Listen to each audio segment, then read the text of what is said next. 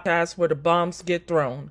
I'm your host, May Shayla Bogan, and I introduce to you the Mike Bomb Podcast. This is my night, this is my pain, this is my life, this is what I was born to do, I was born to do, every new day, every new night, every new stage, every new fight, this is what I was born to do, I was born to do, fall to my knees every night and I pray, asking Lord let him hear, I got something to say, there's a fear out there and it's coming your way, don't let it stop you from living for what you were made, it's not a dream, it's a destiny.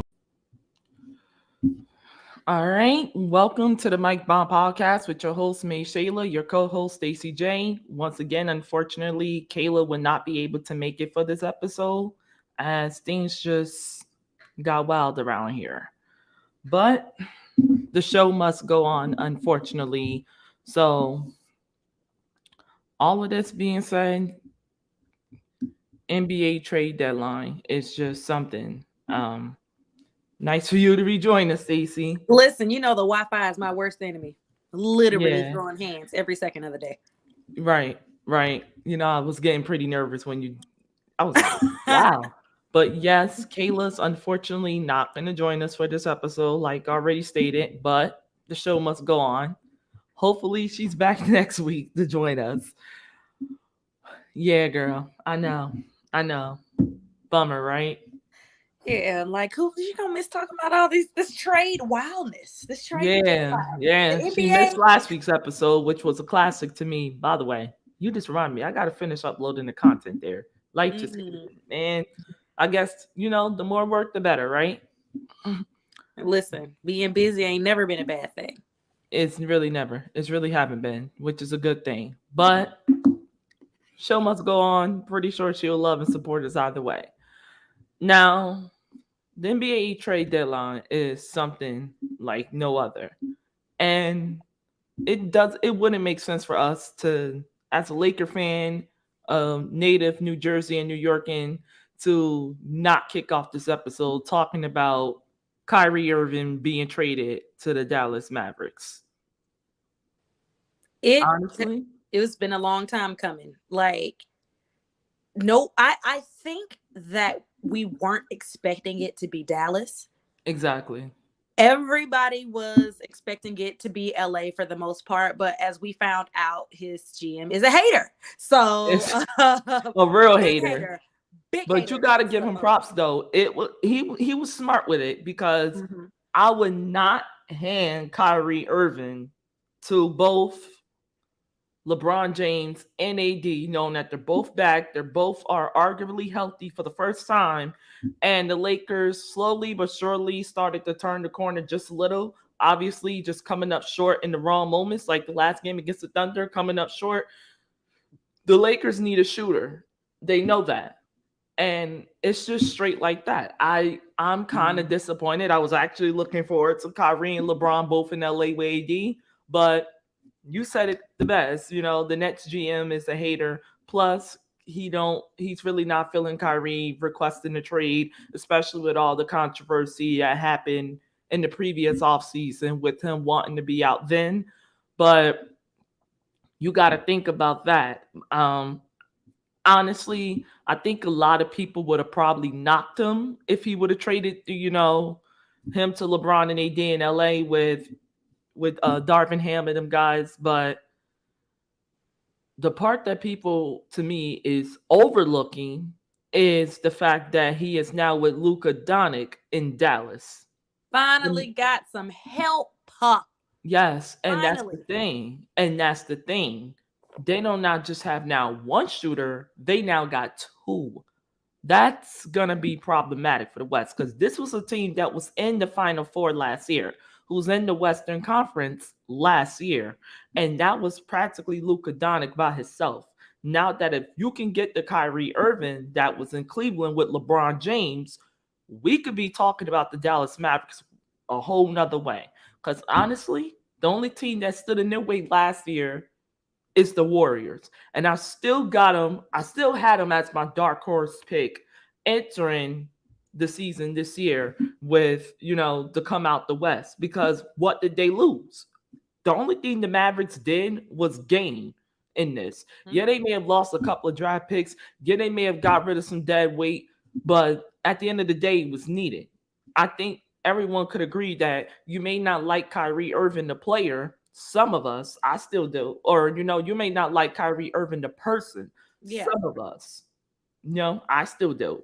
But you will always love and embrace Kyrie, the player. And I think the only reason why people stayed away from Kyrie in this trade, except for the Lakers and the Mavs, and I forgot who the other team was that was going to be in the mix for it.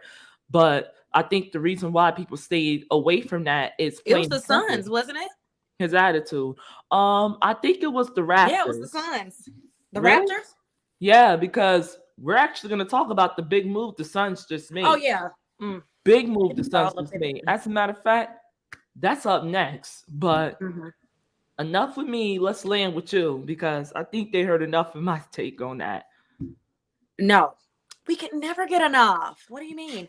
But it was cool just a week ago when Ja Morant said he's cool in the West. I don't think he's too cool. Like he should have just sat. He should have just sat there and ate his food, because his world has been turned upside down in literally less than a week. Like within one move. Within one move, and then another one, which we're going to get to. But you already touched on it. Luka by himself, pulling the team by himself on the Mavericks was a problem. Now you have Kyrie. The only thing that can keep them from getting to the top would be chemistry. We have to see how they work together, and how they like their chemistry on the court. And I mean, the locker room, I'm pretty sure they could. Luka doesn't seem like somebody that's going to let personal shit get in between him getting it done on the court. But they have literally nothing to lose now. Like, it's scary hours in the West. As you said, this was a great move, great unpredicted move by Dallas. But we've been yelling that Luka needed help for years. For years, we've been yelling that Luka needs help. And they finally got it. So now the pressure is really on. Luka, you got a little bit of help. What you going to do with it? Yeah, you landed it right. I think they're going to be pretty well. Honestly, it's just going to depend on which Kyrie Irving you're going to get at this rate, because they already came out, Adrian already came out. I don't even have to give the last name. You know who Adrian is, who reports on NBA. And Sham already came out, both stating that a contract extension in the within the summer, this July to be more exact, it's not guaranteed. So that could definitely be a distraction, but I don't think it's going to affect what's going on right now in Dallas. I think Kyrie slowly but surely is understanding what he has with Luka Doncic. It's their first ever iconic or elite player since Dirk Nowitzki. So when you have that in your corner and you're not the only shooter, and you got someone that can hold it down even when you slack, it's going to force you to step your game up, because Kyrie Irving, even though as much as he loves and embraces teammates, especially guys like LeBron, I'm pretty sure he felt the same way about KD. The one thing he does wants to be, if it's up to him, is the star of the team. And being in Dallas with Luka Doncic can make that pretty hard, especially when you're not bringing your A game, which unfortunately some people label Kyrie has not been, or someone who has not done as of lately. Someone who's not done that as of lately. But I think this is honestly the next step for the Mavericks, because Luka Doncic got back up. And these guys are extremely young in Dallas. This is a team that was in, like I said before, in the Final Four of the whole league. They finished, third out of everyone, maybe fourth? That's not bad, because this is a team that was not expected. I'm pretty sure, I was really the only one in my own island, and this was before the Final Four teams were selected. Out of them, the Warriors, the Celtics, and the Heat, I picked them as the dark horse pick for the NBA Finals last year. I picked them as the dark horse to come out the West, because I didn't really see much in the Grizzlies that truly make me believe they can give Golden State a run for their money. I don't care about the regular season. We all knew how the Warriors would be. Yeah, they have their slack. That's all great teams in the regular season. You But playing what 84 games. Like, who do right. you know that's going hard for 84 games? That's really Exactly. unrealistic. Especially Exactly. now that you factor in load management. You're not going to be playing with your entire team for like a quarter of the season if you factor in all the load management games. So yeah, that's Yeah. rubbish. Yeah, definitely. And that's the crazy thing. And a lot of people just didn't understand that. The Mavericks can hang with the Warriors. As a matter of fact, the Mavericks, if I'm not mistaken, were 3-0 or 3-1 against the Warriors. And that was a healthy Golden State Warrior team. So they could take down them. I don't see anyone in the West beating them at their best. And that's exactly what we saw. They knocked out the Suns, they knocked out the Nuggets, and we're here. But they were there. And I think, honestly, with the way things are going in the West right now, as you and I are both up here speaking on this move, I would not be surprised, especially with this blockbuster move they made for Kyrie Irving, that they are back in the NBA, in the NBA Western Conference Finals this year. And I wouldn't be surprised if they are the ones to come out the West. Right. I think they're 5th in the West right now with Kyrie just playing his first game. They were already like 5th in the West. So, it's going to be fun to watch either way. It is. It is, So to all of you Maverick fans, all you general basketball, if you're a sports fan, period. I hope y'all got y'all tickets before the price went up because, baby, that price is already expensive because of Luka. You add Kyrie to that, and the fact that they're a great team right now or a good team right now, however you want to label them, this is a team that's in the conversation, not just for the West, but for the NBA Finals. Right. That conversation arguably just possibly ended, just in case this move that we're going to speak about next doesn't work out well. Right. And are we sliding on into it?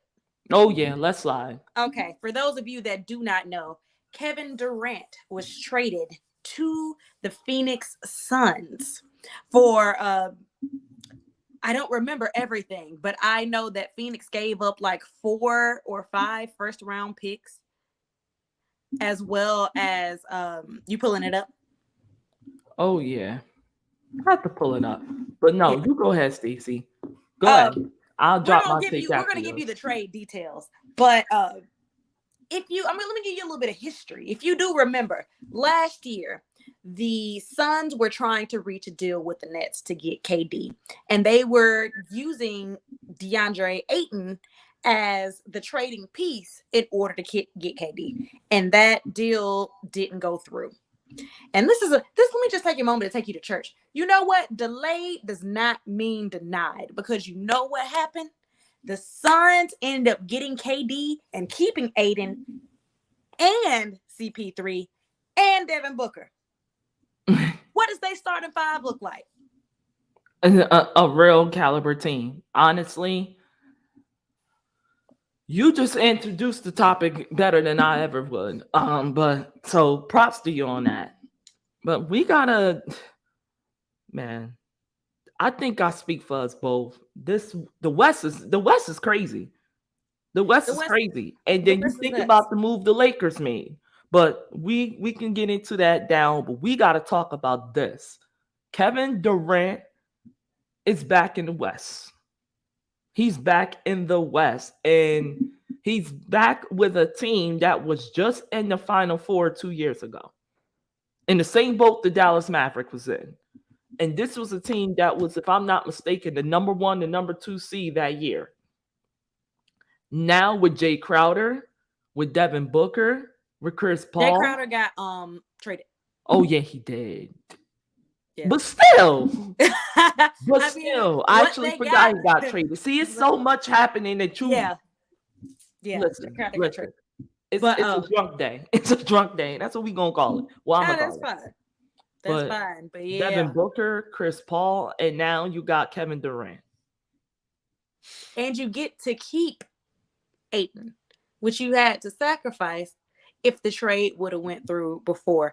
And I feel like this is going to be really big for the Suns, because the main narrative that you had with the Suns going into the playoffs is that CP3 disappears when you need him the most. He is the captain of the team. He is the conductor. Everyone knows it, but they need his production. And when he does not produce, it is evident on the floor. They have now supplemented CP3 if he is unable to perform at the level that they all expect him to in the finals.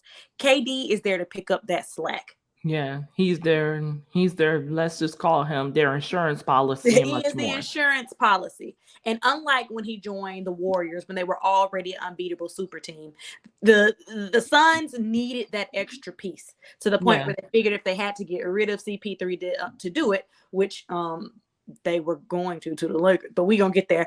But this is exactly what they needed. Definitely. So it's going to be the West down to the nitty gritty of the West when it comes down to the playoffs. It's gonna be great. It's gonna be popcorn. Get your popcorn ready. Money on it now. Put some money on it now if you're betting. Yes, because this is gonna be wild. This is literally gonna be wild. Wow. Yeah, I definitely agree with you. I cannot sit here and say anything differently. I could have not said this better myself. I'm actually excited for the playoffs, whether my team punches their ticket in or not. Even though definitely impressed with their move sets that they have just made recently. But you got to think about it. If you are the Phoenix Suns, I think with this move alone, at this rate with this team and where everyone's at with chemistry, it's NBA Finals. It just might be NBA Finals or bust. That's the way I see it. Because now with this move, you don't have no excuse in the book to not make it out the West. Chris Paul, Devin Booker, and you got yourself Kevin Durant, a big man. That alone, you got a big three. And when you have that with the crap that the Grizzlies are doing, and we could definitely tap into that if you would like to. We could definitely tap into that because I can't with the Grizzlies at this moment. But we're gonna give the spotlight though. We're gonna give the spotlight though to the Phoenix Suns here and the Brooklyn Nets, because the Nets did something that me as a GM I wouldn't have the audacity to do, especially after trading Kyrie Irving. You need some star power in Brooklyn. And they got Ben Simmons. But he's not reliable. And he's not being Kevin Durant, and he's not Kyrie Irving when his head is right. So to sum that up, y'all are real mean. The internet is real mean. Y'all really get on Beyonce's internet and clown all day. Someone said that Ben Simmons is gonna show y'all and put up 8 points today. I said y'all need to stop. Y'all need to stop. He gonna show y'all. God bless Ben. You know, he's been through a lot. His journey to the Nets to Brooklyn was treacherous. It was full of its own issues. And he honestly thought that this was going to be it for him. Like thought he was going to walk out of there with a ring. And I hope that I'm not overstepping when I say this, but the Brooklyn Nets have been the biggest disappointment in the past 4 years of any sports franchise within the span of time, with the talent that they had that we have never seen. How do you have James Harden, Kevin Durant, and Kyrie Irving and Ben Simmons and Ben Simmons, who joined later, and fumbled that bag so hard? I think they only played a total of 22 games together over the span of 3 or 4 years that they were together. And it was a series of unfortunate events, we know, but they never could get it going, which is why I said with Kyrie going to the Mavs and even with KD going to the Suns, if they don't have chemistry on that team, it's going to kill it. We've seen this. We've also seen it with Russell Westbrook, who we're going to talk about, KD, and James Harden down in OKC. Chemistry killed them as well. So it doesn't matter how much talent you have. If the chemistry isn't there, it's not going to work. And back to blessing Ben Simmons, this is really an opportunity for him to step up. They aren't working with much now. Nobody really is giving the Nets any type of we don't believe that they're going to do anything. Let's just say that. And that was the time for Ben Simmons to really step up, put all this past behind him and his strife behind him, and do something. Do something, Ben Simmons. He can really get the monkey off his back right now. And I mean, he kind of has to. He's the marquee name on the team at the moment. Yes. They're going to have to do something in Brooklyn. I'm not even sure. We can't argue, in my opinion, right now for Ben Simmons the way we can argue for Kevin Durant or for Kyrie Irving. Because Kyrie, the problem with everyone with Kyrie, you're there sometimes, but you're not there. You're causing, controversy within the organizations you're at. And you're just stealing headlines for contract negotiations. And you're not giving us what we want. You're not giving us the Kyrie we know you can be, or we know that you are. I'm gonna stop saying we, because I don't feel that way. I'm going to say them. I think that's the better term. The better term would be them, because they got it out for Kyrie. They have it out for Kevin. They have it out for Kyrie. They have something against him. I don't hate Kyrie. I don't think I can. I don't think I can hate Kyrie Irving. I don't have it in me, because I like him so much as a player. And to me, in my opinion, personally, I think Kyrie Irving is just misunderstood. I think he understood that the Brooklyn Nets with him, Kevin Durant, James Harden, or him, KD, and Ben Simmons has been, what you said, a disappointment.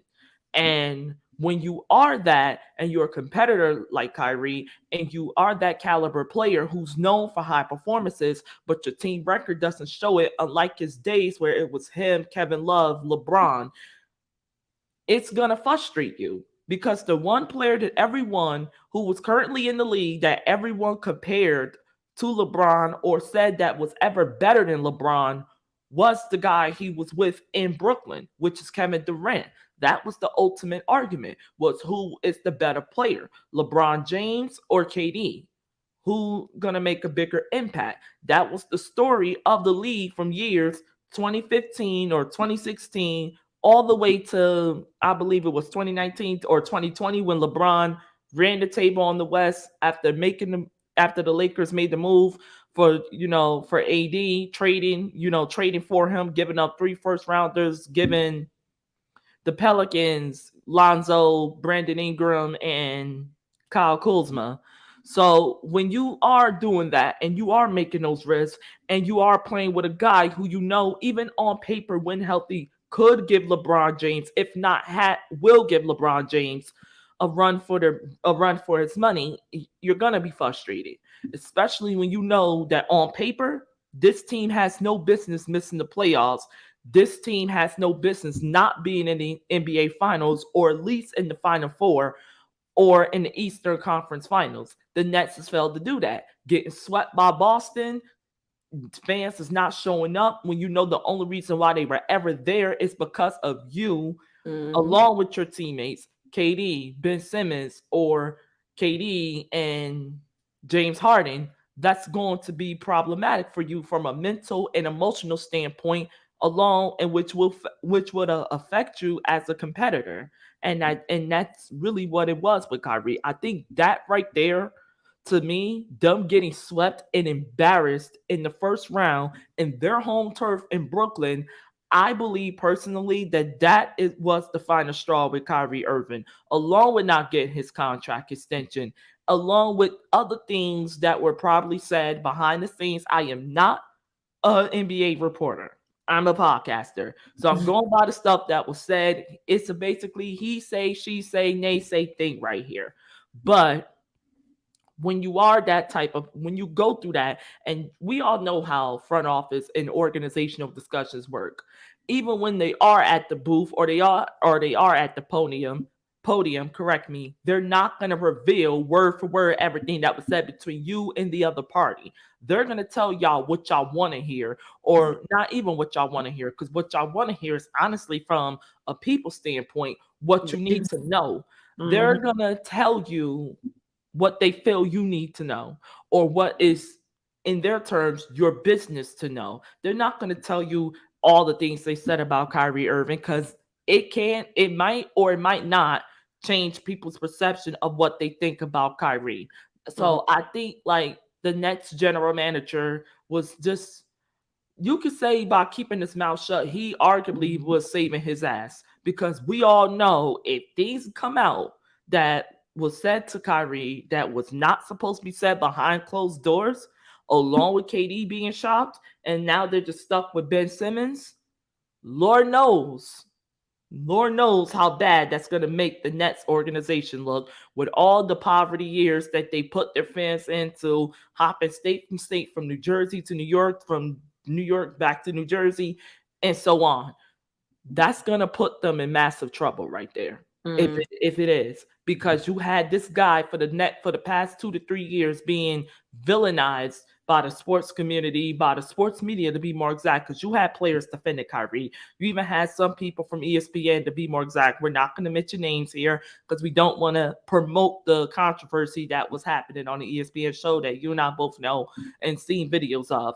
But when you have people like that, or maybe one like out of like 8 people working for a major company like that, whose job is to talk about this, defending you, and while the other like 7 is against you, so, or 7 or 9 people are against you, a 1-6 or 1-8 ratio, pretty much, it's not a good look for Kyrie. But if other things that was supposed to come out eventually comes out down the road, this could definitely have people change their perception of Kyrie like that. Because I think that would be the only problem I think anyone would have with Kyrie, is the he say, she say, nay say things that were coming in and out the Nets organization. And it was definitely something going on in the front office and the back office with the Nets. Definitely. They quoted Kyrie after his first game with the Mavs. They let him know that KD had gotten traded to the Suns, and he said, good for him, I'm glad that he finally got out of there. Wow. And it was a very loaded statement, so everybody's like, and of course, for business wise, for business purposes and contract purposes, maybe you never really gonna know what happens. You just gotta wait till it's all said and done and 30 for 30 comes out. But clearly it was a toxic environment. Everybody's pointing fingers at who created the toxic environment, who perpetuated the toxic environment, and who maintained it. But we will see now that KD and Kyrie are both gone, and what we did see was KD actually defending Kyrie up until he left, one way or another. He stayed defending Kyrie. So we'll never really know. We didn't know if it was them against the machine, or if the machine was trying to hold them both accountable and they weren't with it. We all know that Kyrie is a very individual thinker. He's not group mind, like, and not in a negative way. Like, he doesn't follow the crowd type of thing, and that intimidates the front office, because you can't motivate or manipulate him with money. You can't motivate or manipulate him with like fear of being benched, of being traded, or anything like that. So what do you do with that type of player? So they very well could have created the narrative and perpetuated the narrative about Kyrie. But we will see with the Mavs. We know that Kyrie also had some issues with the Celtics, and he also had some issues with the Cavs. So hopefully it's a different story here, and we shall see. But I'm ready for the 30 for 30 about the whole super team that was never. Yeah, that's going to be a good 30 for 30. I'm not going to lie. I'm going to have to grab some popcorn and watch that one. That should be on ESPN more. Not this constant down talk about Kyrie. Let's put them all on the 30 for 30. That's actually a good idea, because we get everybody's side to the story. We'll get the GM, we'll get the owner, we get KDs, we even get Ben Simmons a little. We could definitely get James Harden because him being traded out of Brooklyn with Kyrie and KD in their corner, disappointing. But James Harden's been asking to be shot practically everywhere. First out of Houston, then first out of OKC. Okay, Let's start there. Then I believe he got shipped to Houston. Then he got shipped to Brooklyn, and now I believe he's in Philadelphia. Yep. So that's 4 teams within the past 4 years. That's the difference between Kevin Durant, Kyrie Irving, Ben Simmons, even though he hardly been out there, and James Harden. But this definitely the downfall of the Brooklyn Nets, without question, definitely falls on the hands of the Nets GM. And I may be a little exaggerative here when I mention that, or when I say that, correct me, when I say that, he just did an awful job in maintaining his players and keeping his star players. That this does fall a little on him. Maybe it could be an ego thing with all these star players and, them believing they're him, and rightfully so. But you got to know how to keep your organization under control and know how to run an organization. And honestly, in my opinion, he lost this deadline. He lost the trade. He did. F's all around. Yeah, F's across the board. Because what did you get in the process of losing all of this? You did not get, to me, enough of good draft capital. You did not. You lost Kyrie Irving, James Harden, and Kevin Durant within the past 2 seasons or past 2 years, however you want to format it, for 1/4 filled of a bag of chips. And I'm talking about the cheap brand. I ain't talking about the Wise or the freaking, Cheeto brands or the Doritos. No, I'm talking about the little nasty chips that you eat out of desperation when you don't have no other snack to eat. That's what he lost this trade. That's what he gained by trading them. And for that nasty juice brand that only people buy, like people only buy when they're on a budget or something. That's what he lost them for. So you know what? No, here's a better reference. But empty bag of chips and a freaking damn empty can of soda. Even though mine's is not so empty right now, but still. Didn't even get this out of the trade. And they definitely have to that's just bad business. Yeah, they definitely have to be very, very smart with their draft picks. They got 4 first round draft picks. They're gonna blow it. KD. They don't have a choice. They have to be so very smart with those draft picks. That's the only way that they're going to be able to survive, because the Celtics are burning ground. They're going crazy. The Bucks haven't slowed down. Like, it's not. The West is on fire, but the East is in a cakewalk. So it ain't. And then don't forget the Miami Heat. Oh yeah, and the Heat. I knew I was missing one. The Heat. Yeah. So yeah. This is not going to be their year. Next year probably won't be it either. We'll see what they do with those draft picks, and Godspeed to them. Yeah. I think that their Heat. Okay, I think that the Nets, to me, are going back to a rebuilding phase. It's not even a reloading no more. It's a rebuilding phase. They're gonna definitely, like you said, gonna have to hit these next 2 to 3 draft years out of the park. They're gonna have to even make up for remotely the amount of value they just lost. And you cannot lose pieces like Kyrie, KD, James Harden, barely have Ben Simmons, and not have anything to show for it. So you could definitely be free agency. Look out for the Nets. Let's see what they can do. But the draft is, to me, what's going to determine the ultimate future of this organization. Absolutely. Absolutely. All right, but and we done with the Nets. Yeah, we wrapped it up, girl. So we could now definitely get started, though, about an ultimate question that a lot of people ask. Did the LA Lakers win the trade deadline? I think they did. I think they did a very good job with their with the trade deadline, only because the Lakers were in a very impossible situation. They needed a lot of pieces and they had no money to do it. So they had to be very strategic and very smart with the pieces that they had on the table. And they got rid of Pat Bev. We all love to hate Pat Bev. I thought he was going to be safe. I thought he made it, but late in the midnight hour, coming up on that deadline, they sent him to the Magic from Obama. And Yes. they got in the trade for Russell Westbrook. They ended up getting D'Angelo Russell, who is making his way back to LA after his fun departure, and a few other players. So I think they did very well moving the pieces that they had to get things that they needed. Agree with you. I definitely agree with that.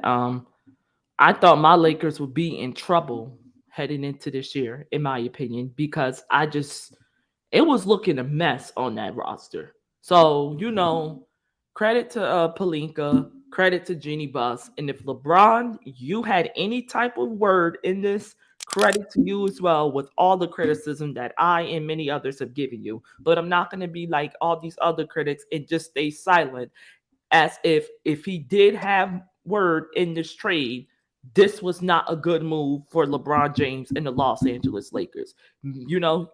Out of the big three, it sucks to say, but Russell Westbrook was the weak link. He was, to me, the one who just did not come up as big as he should in consistent moments, like AD does when healthy, like LeBron does, but you cannot expect anyone at this rate to be LeBron James. The fact that he's still playing at a high level, averaging about 25 points a game or 24 points a game at the age of 38, surpassing Kareem Abdul-Jabbar on the all-time scoring list, and now is the leading scorer of all time, and he is not done. And the fact that we still got a long season until April, May, it was when the playoffs start coming. We don't know what we're going to get out the Lakers. But honestly, I'm happy for my Lakers right now because I cannot be happy that at least I could say my boys are trying to make some moves. They're trying to bring LA back to the forefront where it belongs, and that is on top of the basketball world. At least I could say they're trying. But the move for Russell Westbrook, in my opinion, it was long overdue because his tenure in LA was just straight up not working. And when things are just not working out, it's time for a divorce. And I think that's what all relationships are like. And it was slowly but surely looking there. Darvin Ham tried everything he could, but it was just not flying. And we've seen that in the last 3 games. It was just not working out. It was possibly like too many Eagles on one team, and you got to pick who's going to shop. Like, who are you shopping, him or AD? When healthy. We all know that Russell Westbrook could stay healthier than Anthony Davis, unfortunately. But I'm impressed with Anthony Davis and how healthy he was remaining to be. Let's just knock on wood because we're going to need that. We're going to definitely need that. Knock on all the wood because I'm not on all the wood. If a strong wind blows because through, we know the damage AD can do. Yes, girl. We know the damage AD can do when healthy. We know this. Anthony Davis by himself, we know what he could do when healthy. So just imagine when him and LeBron gets back gets back to being themselves. We could be talking about the Los Angeles Lakers because, yes, they are the 12th to 13th seed in the West right now. But what people don't understand about the Western Conference, it's only a 1 to 2 game differential, and we got plenty of left this year. Mm-hmm. And with these moves that the Lakers made, they got themselves big men. They got themselves veterans that could still go. LeBron, AD leading the way as expected. And now they got a lot of pieces now. So I'm happy. They got D'Angelo Russell. They got Malik Beasley, and they got Jared Vanderbilt. So when you got all these pieces and you got, AD and LeBron, you arguably got a legit starting 5. You know what I'm saying? So we could definitely be seeing the Lakers slowly but surely have a turnaround and make a good run for the playoffs. Absolutely. Absolutely. And it's going to be very exciting to see as well. And going back to Russell Westbrook. Ooh, girl, excuse me. Being the issue here. He's like the ugly girl in the room. Like, he was there, you spent a lot of money on him, you wanted it to work, and it just never worked. It never worked. It And hasn't. it's been years of speculating and debating, and I honestly thought that they would not get rid of him before his contract was up. Only because it's been so many years of him and Han about whether his role on the team, how to incorporate him better, trying to get him in his groove. And honestly, he hasn't been playing terribly this season individually. If you look at his numbers, they're not bad for someone that's not on Russell Westbrook's level. But you look at it, he got his monster contract in 2017 with the Thunder, I believe, and it's $205 million, and he's been traded like almost every year since he got that big contract. So now the real question is Russell Westbrook really the problem on all of these teams? Yeah. Is he really the problem? Is he being exposed now that he's gone to the Lakers in a situation that was pretty much a gimme, that was pretty much a win? You playing next to LeBron. If you're Russell Westbrook, how do you lose when you're playing next to LeBron? But and AD. And the other league of extraordinary elders. I'm sorry, the LAARP. But they had a lot of support. So now that he has been removed from the mix, we are definitely going to see how the new head coach handles this new stream of talent and where the Lakers go from there. Yeah, I definitely agree with that. We gotta definitely get into it because we got into it a little, but we didn't get into it enough, in my opinion. And that's the LA Lakers trading, Patrick Beverley to the Orlando Magic for Mo Bamba. I did not see that coming. Whoo! But I'm excited. Yeah, I'm excited. Listen, my God. Like this. I'm mostly excited that the song gets. I hope they play the song Mo Bamba. You remember that song? It's still in slaps. LA.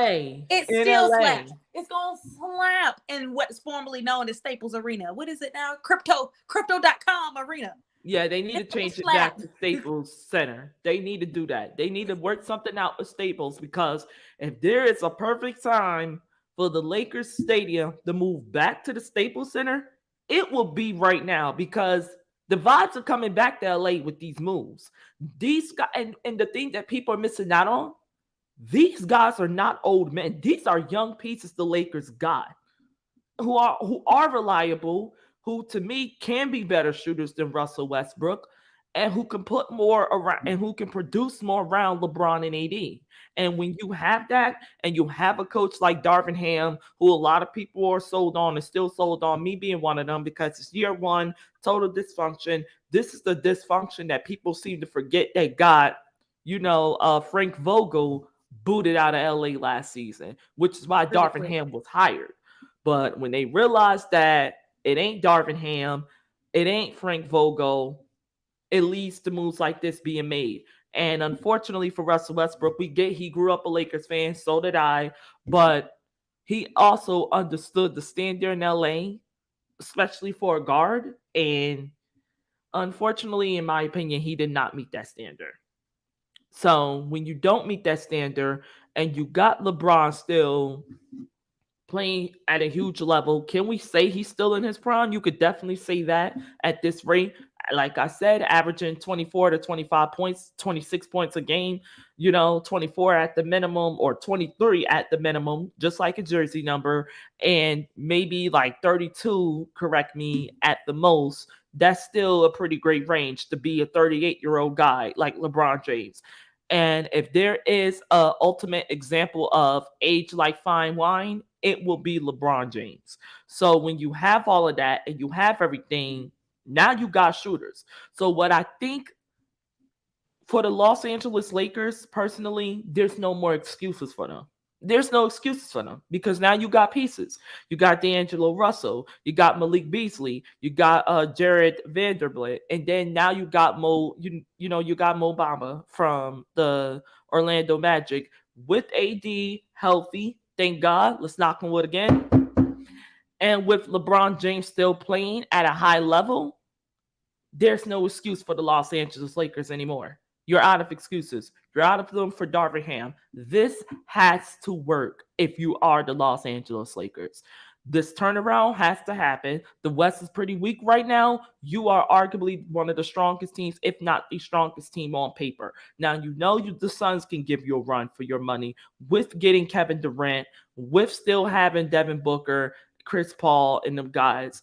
They could give you a run for your money. We understand that. The Mavericks, without question, are going to give you a run for your money. With Luka Doncic and the young boys around them, then now you got Kyrie Irving. You got all of this, but if you are the Los Angeles Lakers, there ain't a damn thing that they have that you don't.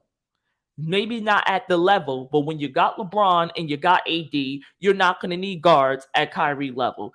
They gave you enough pieces for your butts to stay healthy, your butts to produce on the court, and this ain't even going at LeBron because we can't go at him this month, at this rate.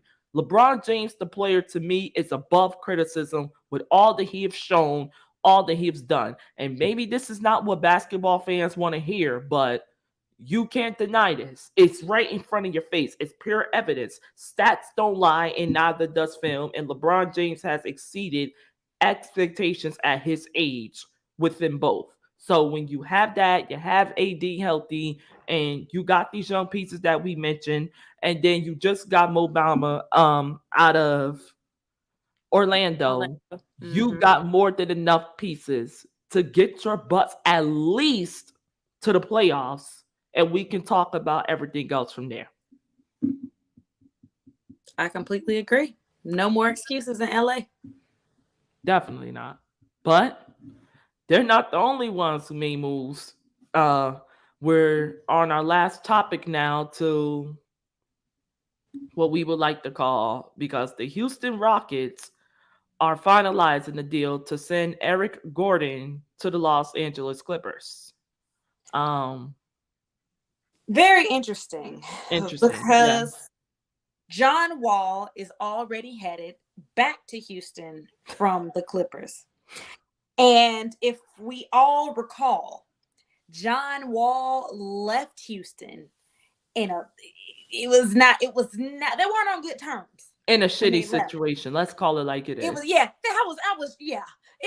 is what it is. You're right. It was a pretty shitty situation in which he left Houston, and he has been repeatedly quoted on video calling the Rockets trash as early as like a year ago. So this reunion will be very interesting, to say the least. I know one of John Wall's biggest complaints was that he was underutilized while at the Rockets, and he was hinting at ulterior motives and things like that for whatever they had going on that point in time. But he made it very clear that he plans on playing a larger role at the Rockets, or in the Rockets organization, since he is going back there. And I really am interested to see how they're going to utilize him, because he's still in his prime. And I know that he doesn't want to waste his prime and his years in Houston sitting on the bench. So we'll see what they do there. And I'm sorry, I'm reading the screen. You guys are finalizing deal to send Eric Gordon to the Clippers. We'll see how Eric Gordon does with the Clippers. Kawhi is still there. Paul George is still there. And the West is a wild place. They're somewhere in between when it comes to the race for the top. They're somewhere in the team, so they definitely have room for improving. We'll see what the loss of John Wall, or how the loss of John Wall impacts them when it comes there. And we'll see if acquiring Eric Gordon makes a change. Yeah, agree with you 100% on that. The Rockets, to me, without question, has always been this team that had like a good enough roster to contend, but not a good enough roster to complete the mission, if that makes sense.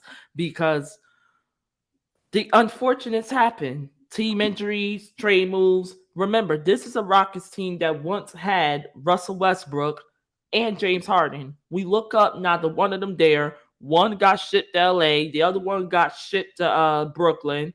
Both are now being shipped to different teams. You have Russell Westbrook being shipped to the Utah Jazz. You have now James Harden, who was shipped to the Philadelphia 76ers last season. Now he's with Joel Embiid. When you got all these people in and out your organization, and unfortunately, because of that, comes with high expectations, that's extremely problematic and frustrating for a general manager, for a coach, even for an owner who is just now starting to get their fans back and and they're starting to actually give a damn about the games and give a damn about the team, not just going to the games because there's nothing else to do. It's actually because they're awesome to watch. The expectations, they're excited. And when you have that and then you lose it within one move or one, malfunction with the communication or respect or whatever it is, or human emotion, whatever, you want to label it as, within an organization, slowly but surely, if not indefinitely like this, you lose it all. So honestly, they've always been a wishy-washy up and down organization because of that. And it's not their fault. It's just certain people that's just not happy there, not happy in Houston, not happy having to pick up the slack of what others before them left behind.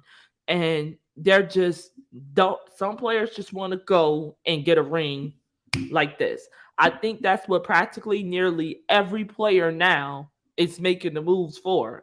That's why we're seeing all these trade requests now. We are now in an era where people just don't want to lead their own teams no more, don't want that pressure. And when you have all of that, you have a lot of people like the Stephen A's of the world, like the Kendrick Perkins of the world, calling guys out, calling them weak moves. Like Stephen A called Kevin Durant out not too long ago when he decided to leave the OKC Thunders and go to the Golden State Warriors, who they was just in the Western Conference Finals with, leaving Russell Westbrook by himself after they lost James Harden, I believe, a year or two ago.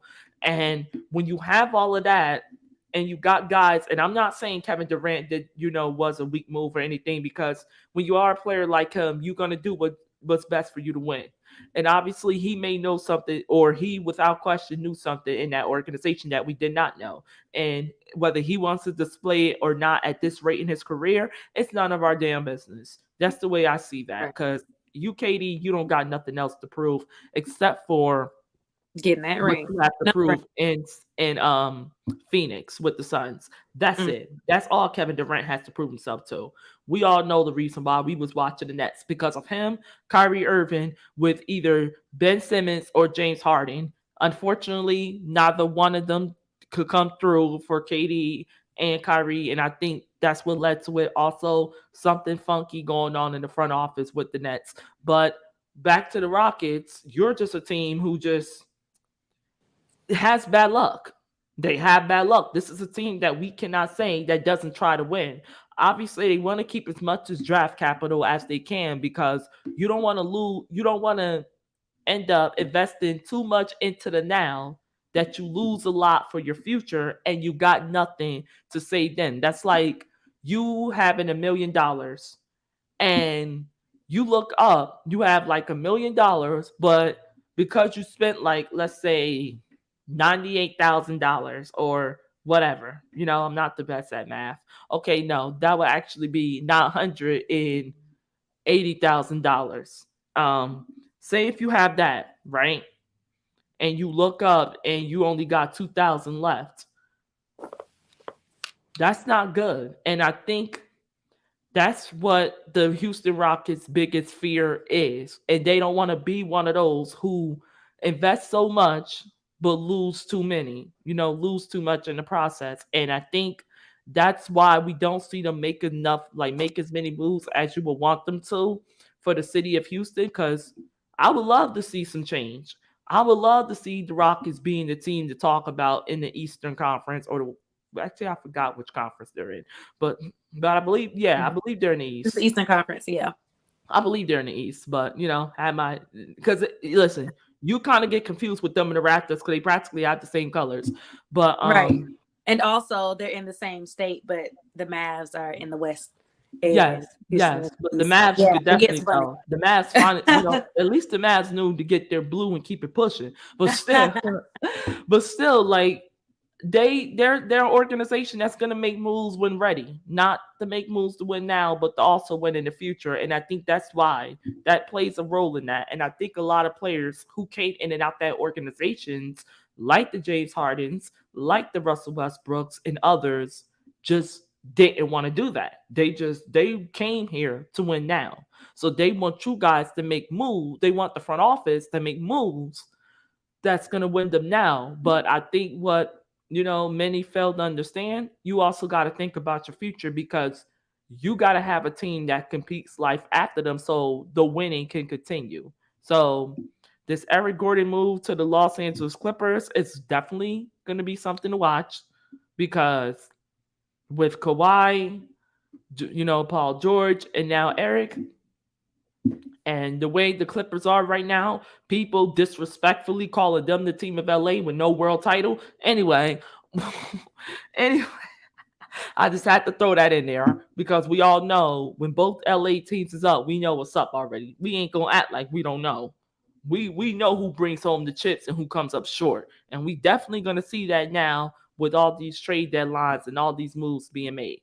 But I don't wish nothing but the best for Eric Gordon. Obviously, you're on a contending team. It sucks to say as a Laker fan, you're on a contending team with Kawhi Leonard, with Paul George and them guys. So there's no excuse for him now.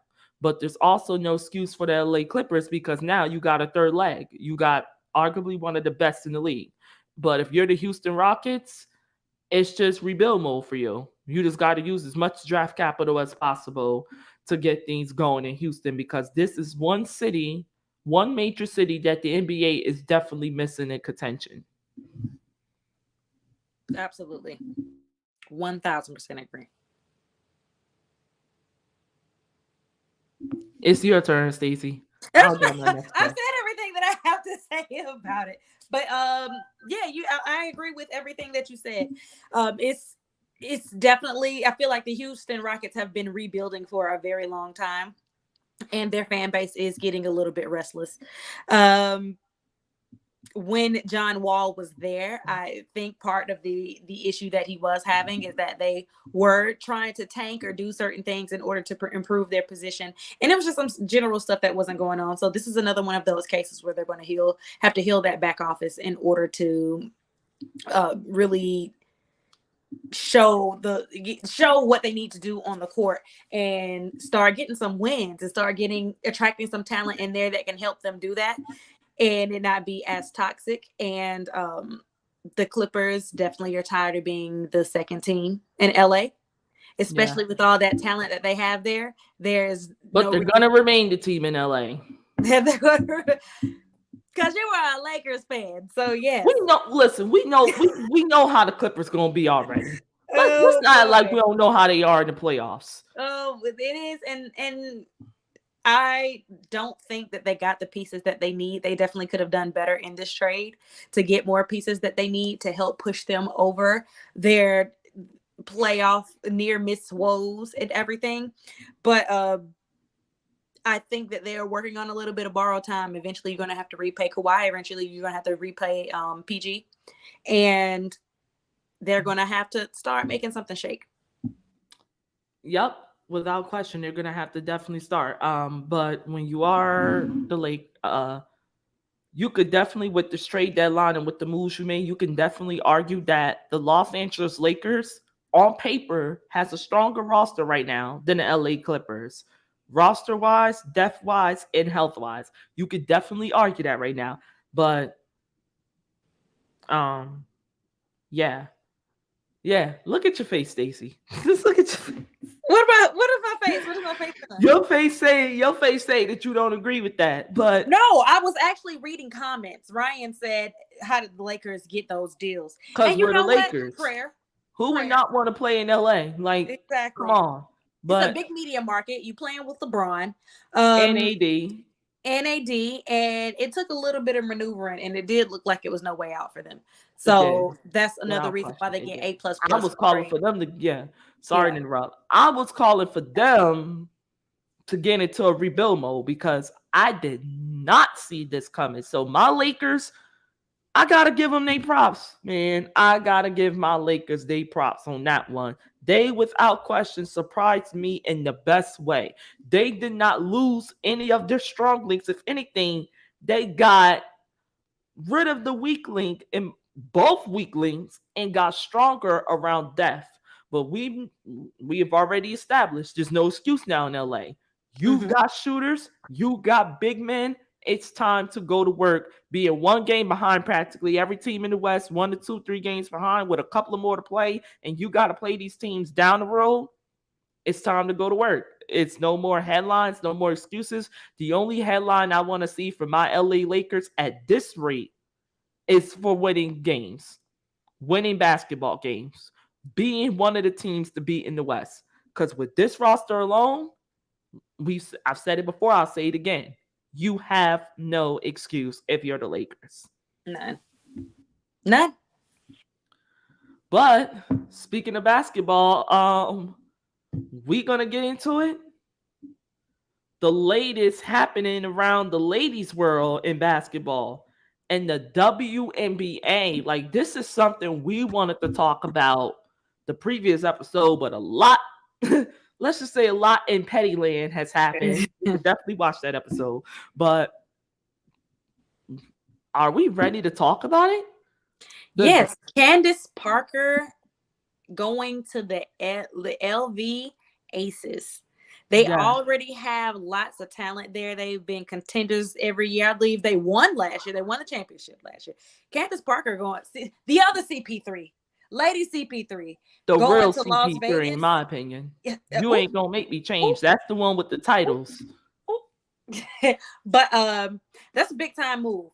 They're nearly unstoppable before. They're not going to be. They're definitely going to be unstoppable now. That was a great move on the Aces in the West. In the West, yes. And as happy as I am with the moves that my LA Sparks is making, they're going to need another year to compete with this Aces team to at least get to the drawing board, dial up some plays and some type of skills, and compete with this Las Vegas Aces team. Because when you are the Las Vegas Aces, you already had Aja Wilson, the defending AP Defensive Player of the Year. You have Kelsey Plum. You still have Chelsea Gray, you're the Finals MVP.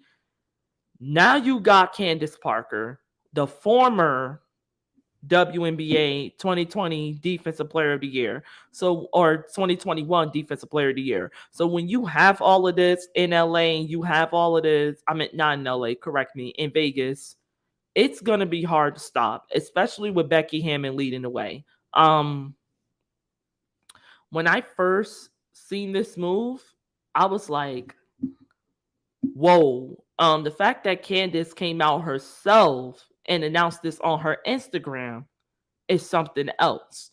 It's just nobody seen this coming. Not me. I'm pretty sure not Stacy, not Kayla, none of us. I expected her to re-sign with Chicago. I expected her to stay home and in Chi-Town, but she has other plans. And when you are Candace Parker, you move anywhere you want to move. You do what you want at this rate. I don't think anyone's going to say anything. No one's not going to criticize Candace Parker because you can't. Because she makes the same exact impact on one team that she makes on another. And she is the player that everyone plays around. And I think that's what's going to be her role here with the Las Vegas Aces, even though they do got Aja Wilson, who is practically a younger version of CP3, but she's not CP3. And then you got Kelsey Plum, you got Chelsea Gray. This is going to be a problematic team for years to come. And when you have that and you got that with everyone, it's going to be crazy. Who's stopping this team in the West? Because Seattle, Lucy Subird, and Breanna Stewart, they did sign Ariela Gutierrez, who was a stud at, the Rutgers women's basketball team back in her days in college, but she could be pretty rusty not playing on the WNBA level for these next years, even though she within this past season, her and Tia Cooper, but Tia has not yet been signed. And honestly, that should be the ultimate question. Where is she gonna get signed? Because she's one of the biggest markets in the WNBA. But CP3 finding a new home in Las Vegas, I think I just said it, Stace. It shocked all of us. I did not see Candace Parker, out of all people, with the competitor that she is. See, what makes Candace the best, and I love Candace Parker, that's my favorite. But what makes her the best is she beats the best. She usually doesn't join. So I think, with this move, she might just be looking to be gone within the next year or two, but she wants another crack at that ring. I think that's what this is all about. This has nothing to do with a legacy, but I don't think anyone is going to judge Candace Parker on this move, because this is the same Candace Parker that kept the LA Sparks relevant for all these years. This is the same Candace Parker that put the Chicago Sky into the forefront of the WNBA these past 2 years. And now she joined the Las Vegas Aces with Aja Wilson, Kelsey Plum, Chelsea Gray, with Becky Hammond leading the way. You better watch out. You better pray that this is Candace Parker's last year, because if that woman is back there in Las Vegas this season and the season after this season, you could just pack your bags and go home, unless you're going to get a super team. And speaking of a super team, you know what? We can't even hop into that right now. Stacey, you want to wrap it up or wrap this subject up? Yes. And I was going to ask, do you think that Candace Parker is going to retire within the next year or two, making this move? We knew that she wasn't completely satisfied in Chicago. Some things had transpired, but I definitely also didn't think surprised that she was about the move she made in Chicago. I thought she was going to finish it off home. But yeah, exactly. And the Sky lost pieces, man. It's just Kalea there by herself right now. Right. So I was definitely shocked about this move, but you hit the nail on the head. She is the best because she beats the best, and joining the Aces was a great move for her in order to get her next ring, but definitely not one that I would have predicted.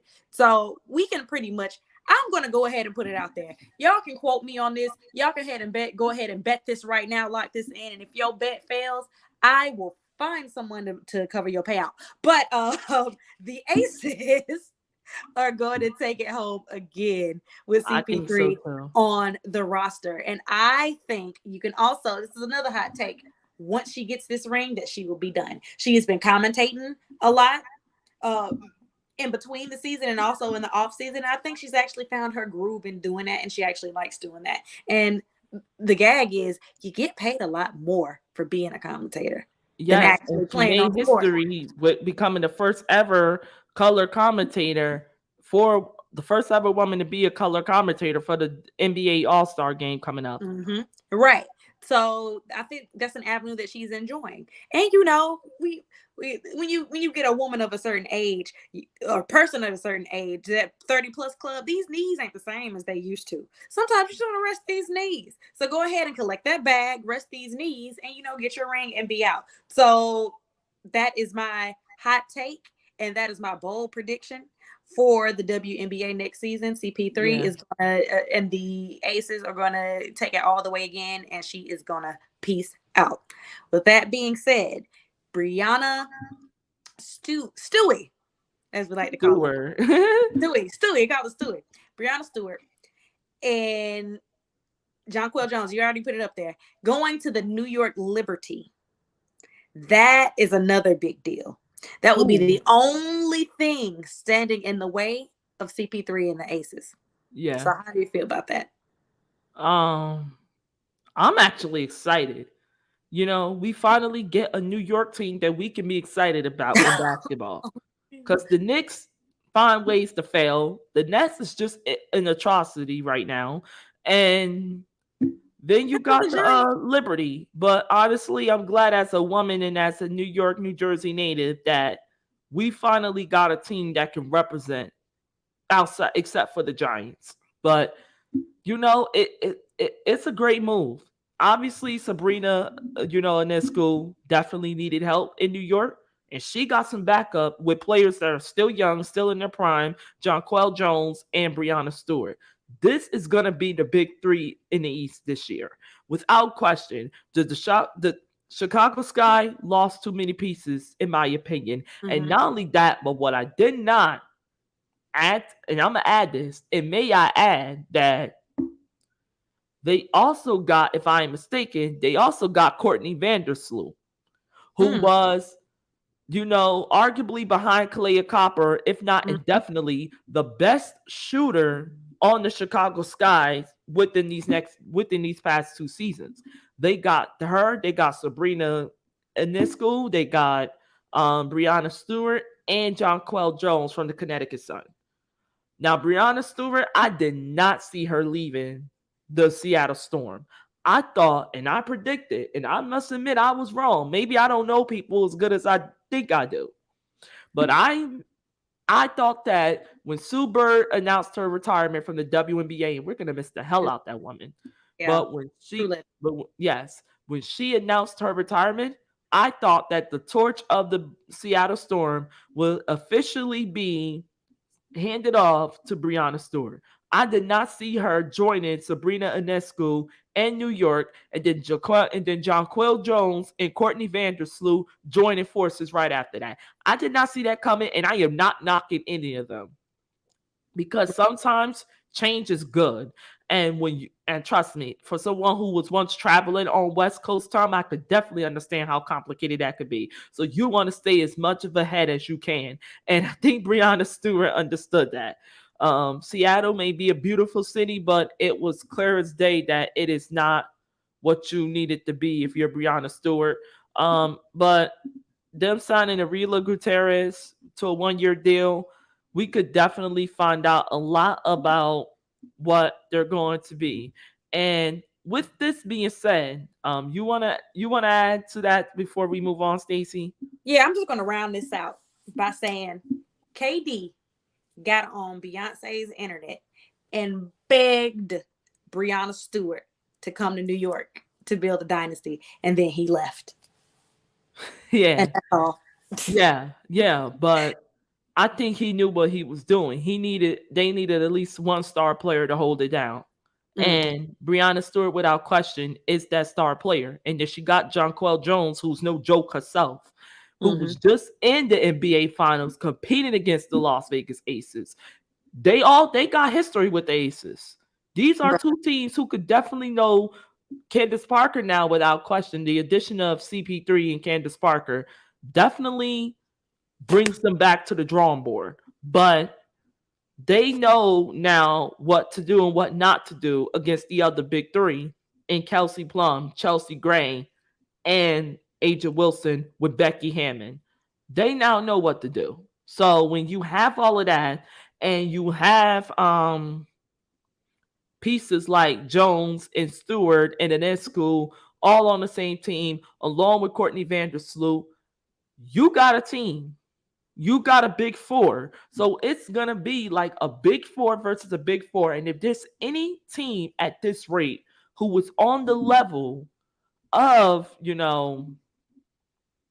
the Las Vegas Aces on paper or anything even close, it's now the New York Liberty with this addition.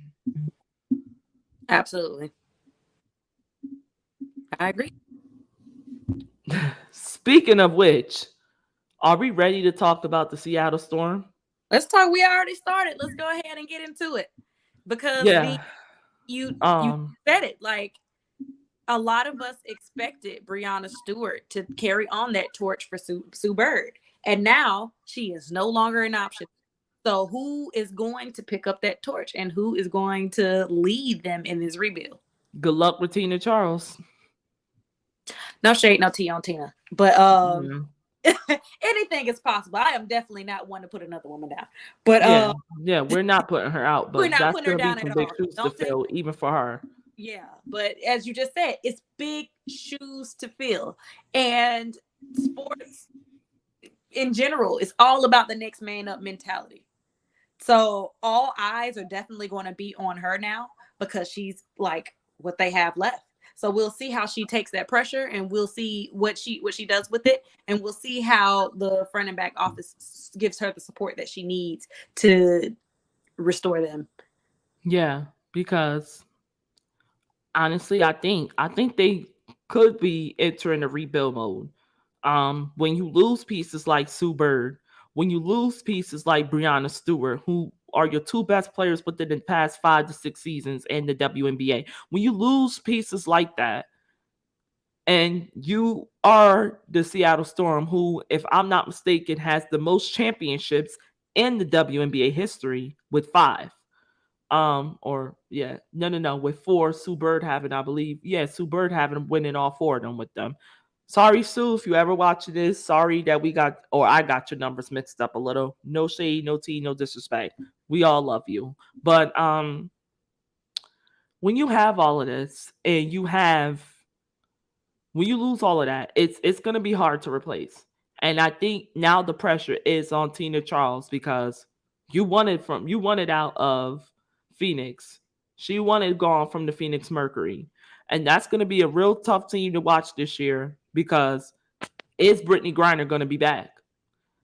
Skylar Diggins Smith, pregnant. So is she gonna be ready by the WNBA season? Um, what are we gonna get at this rate out of Diana Taurasi? But we could get into that after we finally wrap this topic up, which will be, is is it time, for the Storm to head into a rebuild? I'm gonna say you might as well just rip the bandage off. You got a young player in Ariela Gutierrez, who I think is going to be extremely underrated. Um, she definitely can shoot her ass off. They definitely got a shooter in her. Is she going to be Sue Bird level at this rate? I don't think so. But I do see her being, somewhere like mid at worst, but she, without question, with her skill set, could be one of the best. And when you have that, and you have someone young who really ain't going to be worth much as of right now on the market, because she has not played that many, she has not played that many games, even in LA, you're going to have, something to work with her. But this free agency, this draft coming up in May, correct me, coming up this month, if I'm not mistaken, is gonna be what's gonna determine the future of the Storm from this year and beyond. But yeah, that's just my take on that. All right, so while we deal with this malfunction, we can definitely go into just a 5 or 10 minute break, or a few seconds. So just enjoy this clip of our intro. Welcome to the official podcast where the bombs get thrown. I'm your host, May Shayla Bogan, and I introduce to you the Mike Bomb Podcast. This is my night, this is my pain, this is my life, yeah, this is what I was born to do, yeah, I was born to do, yeah, every new day, yeah, every new night, every new stage, every new fight, this is what I was born to do, yeah, I was born to do, yeah. Yeah, so I just showed them the intro while we was getting stuff ready. Oh, no. But yes, I was talking. I don't know if you could hear me, but I was like, yeah, to wrap that up. Yeah, you might as well. Yeah, what you gotta they have crater size hole to fill as it comes to talent, and this is the best time for them to mix a bunch of pieces together and shuffle things around to see what actually works. And that's it for me. Agree with that. All right, so while we're wrapping it up with the WNBA, anything you would like to speak on, as if what free agent moves stood out to you or anything like that? None outside of Jonquel Jones going to the Liberty, and CP3 going to Las Vegas, and also Breanna Stewart going to the Liberty. I feel like those are going to be the biggest moves in the WNBA. Yeah. Behind Candace Parker joining the Aces. Mm-hmm. Seeing those 3 moves alone, I was shivered. I caught shivers. It was like standing outside and with just this hoodie on and 30-degree weather on a snowy day. I was like, Whoa.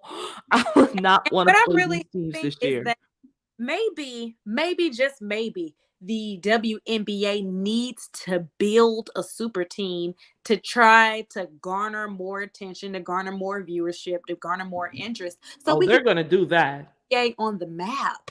That I feel like that is the focus for next season. Do what we need to do to get the WNBA on the map. And it Yeah. is going to take a lot of NBA players also throwing their support behind even their local teams. That would definitely help. But having a super team on one of the teams, one that's just fun to watch, I think that's a good stepping stone when it comes to increasing viewership and participation in the WNBA. Well, with Becky Hammond leading the way for the Las Vegas Aces, with Candace Parker, Aja Wilson, Kelsey Plum, and Chelsea Gray, we gonna definitely find out about a lot of sports fans in their opinions towards women's sports. If they are not, with all this excessive viewership in a team like this alone, with the team that we see in New York right now, we're definitely gonna find out a lot. But the Los Angeles Sparks, without question, to me, definitely stood out in free agency as well because they did get a couple of pieces that I'm extremely impressed with. They did sign Maya. They did keep Lexi Brown, which I'm extremely happy about. They did sign Maya. They did do a lot of things. So I'm definitely excited for those. Those are my three teams I'm excited for. The Sparks is out of biasness, but also because of the big signings they made.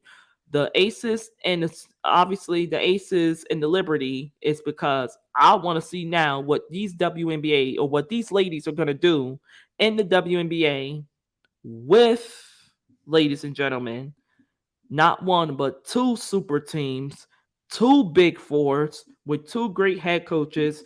Becky Hammond, without question, being the best head coach in the WNBA. Absolutely. Well, hold on. Let's not, Don, you still got Don Staley in there now. Yeah, we still do. Let's So we not definitely gonna find let's out. not forget my good sis Dawn now. But Oh, yeah. Yes. Yeah. We're gonna find out. It's just gonna be a effort. It's gonna be a fuck around and find out year in the WNBA, and we're definitely gonna fuck around and find out. Absolutely. All right. Moving on to the final topic of this episode, Super Bowl 57 with the Philadelphia Eagles and the Kansas City Chiefs. And let me just say that it is crazy that so much has happened this week during Super Bowl week that we are talking about the Super Bowl, which is the largest viewed game, the most viewed game across all sports, the most viewed telecast and program across all award shows, all singular specials and everything like that. And we are talking about it last in this podcast because of all that is has been going. happening. That lets you know how crazy this week has been. But the Eagles and the Chiefs, it is definitely a great matchup. This is one, like every year you feel like there's a team that kind of slid in there that beat the odds, and maybe there was a team that was hurt and they couldn't perform the way that they could, and that's why they San beat Francisco there. Yeah. Or there was different things that some teams that had, like, it was just they just had a bad game and they were deserving all year, didn't make it to the big game. But this game definitely has two very deserving teams, so I am expecting a very good matchup. I'm expecting a low scoring matchup because both of these defenses are on point. I see you stretching your eyes. Offense rules both of these teams, but defense wins those championships. So the Eagles and the Chiefs defenses do not come to play. So it's going to be a great defensive stand. I don't think it's going to be, and by high scoring, I mean like 30 points. 25 points. I think that both teams are going to max out at 20 for whoever wins. I've been, just for the sake of not being a hypocrite, I am going to stick with the Chiefs. I'm going to stick with the Chiefs for the sake of not being a hypocrite.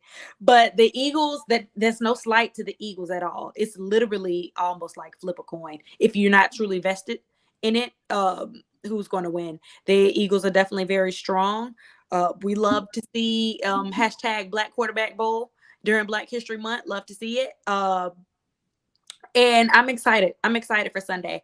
I personally think, especially because I don't have any money on the game or a dog in the fight, that I'm not going to lose on Sunday because I'm going to watch. Got it. Yeah. Who this is going to be the hardest pick in the Super Bowl for me because usually my Super Bowl picks, I land, but it's going to be hard for me to land because I can't bet against the Philadelphia Eagles, but I can't bet against the Chiefs either.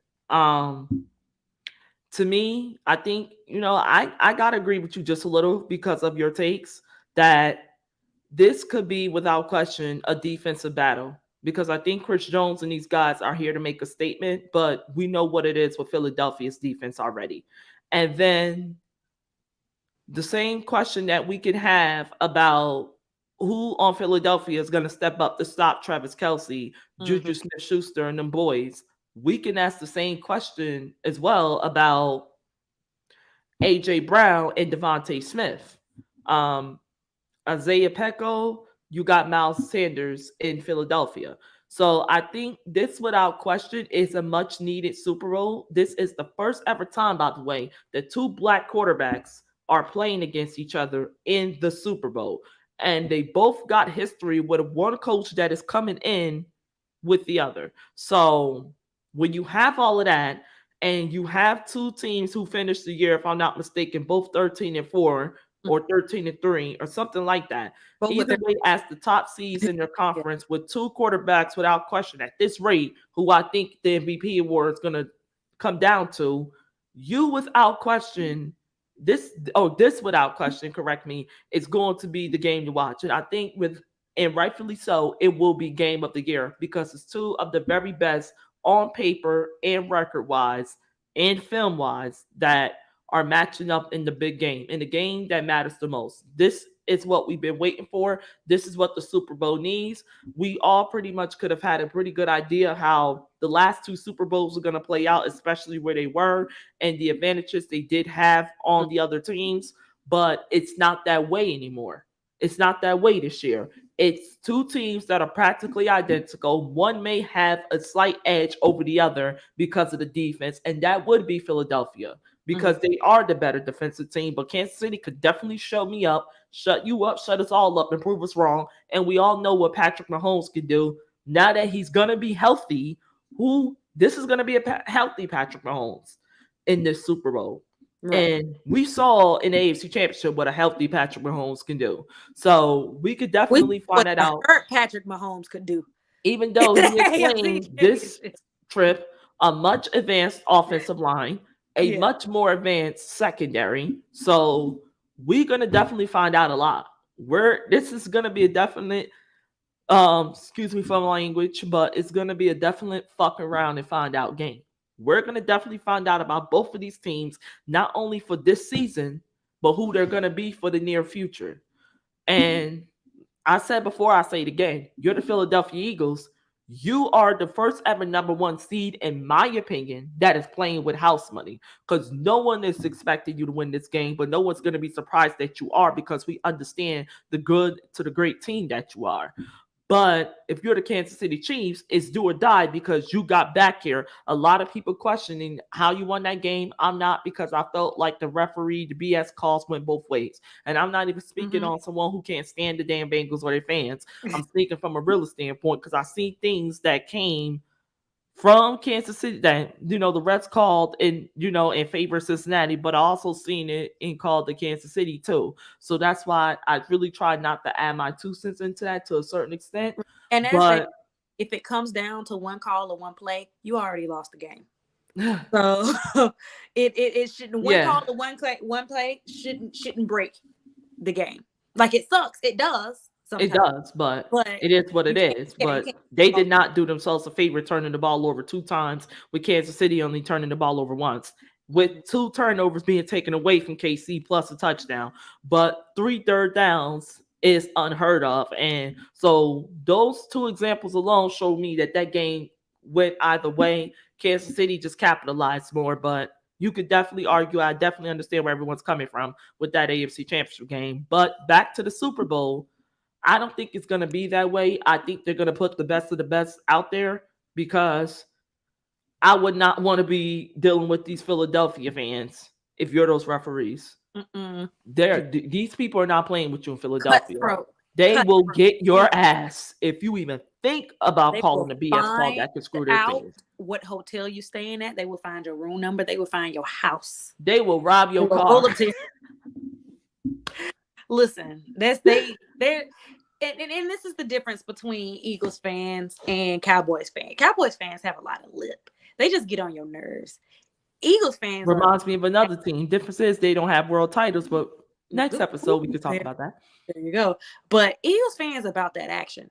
Like I will, because I'm not no punk. I'm not gonna back down. But right. I would think twice before getting into it with an Eagles fan, because they're really about it. And I really appreciate being from a sports city with wishy-washy fans. I love y'all. No shade, no tea, Falcons Nations, but you already know how y'all are. We got to be better. But I really do appreciate.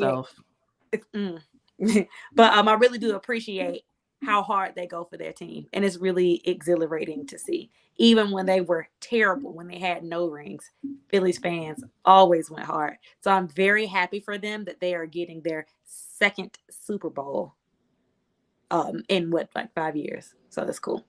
Yeah, and this will be their third Super Bowl in the past 20 years. Yeah. So it definitely, without question, will be a huge matchup to watch out for. But we just had some breaking news while we was recording this show. So Justin Jefferson did win Offensive Player of the Year, AP Offensive Player of the Year. So congratulations. And Nick Bosa, no surprise, did win AP Defensive Player of the Year. Mm-hmm. So congrats to those two, as we definitely is recording and seeing this ourselves. But man, you're picking the Chiefs? I gotta stick with them, I can't switch it up. If I'm locked in, ain't no switching up, man. So we going with the Chiefs. I picked them to win the AFC, but it's gonna be so hard. But honestly, I told you it's not an easy choice. All of my other choices through the playoffs and the championship, I'm like, oh yeah, easy. This is not an easy choice. It's not, because it's two of the very best, and this game could go either way. But yeah. I think it's really gonna determine whose offense is better.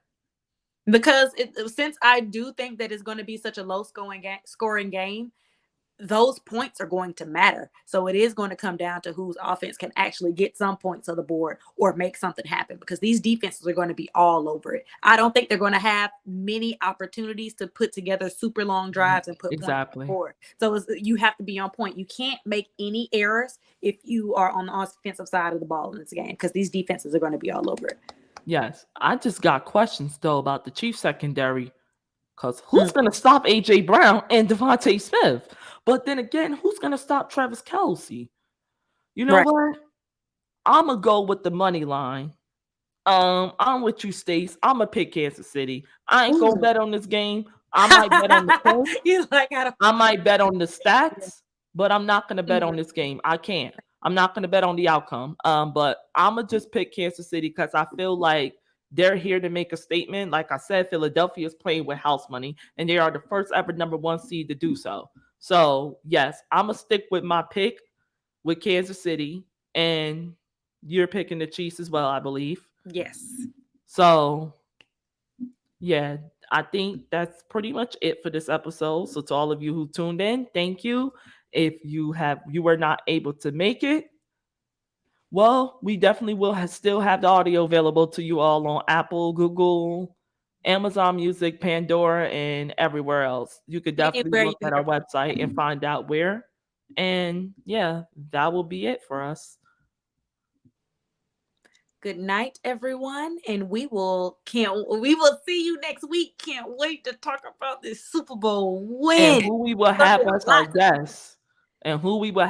guests. So we definitely will be announcing that on our Twitter and Instagram as a promo post. So if you haven't already, follow us on Twitter and Instagram at the Mike Bomb. And we're also now on TikTok. So definitely expect some big takes from me and Stace, along with Kayla when she returns, hopefully by next week. And yeah, you'll definitely see what you missed. So this has been the Mike Bomb Podcast. May Shayla and Stacy both signing out. Welcome to the Mike Bomb Podcast, the podcast where the bombs get thrown. Thank you for tuning in to the latest episode. This is your host, May Shayla, exiting out. But before I do, I would like to take the time to thank everyone who has subscribed, followed, and listened to the podcast, and for your overall support and love. If you are interested in getting more news and updates about the podcast, such as new episodes, new seasons, you can now subscribe and follow the podcast on your favorite platforms such as Apple Podcasts, Spotify, Amazon Music, iHeartRadio, Pandora Radio, Google Podcasts, and much more. Or you can visit www.themikebomb.com for news updates within your favorite sport leagues, along with more news about the podcast. Thank you for your support, and see you next episode. This is my night, this is my pain, this is my life, this is what I was born to do, I was born to do, every new day, every new night, every new stage, every new fight, this is what I was born to do, I was born to do, fall to my knees every night and I pray, asking Lord let him heal.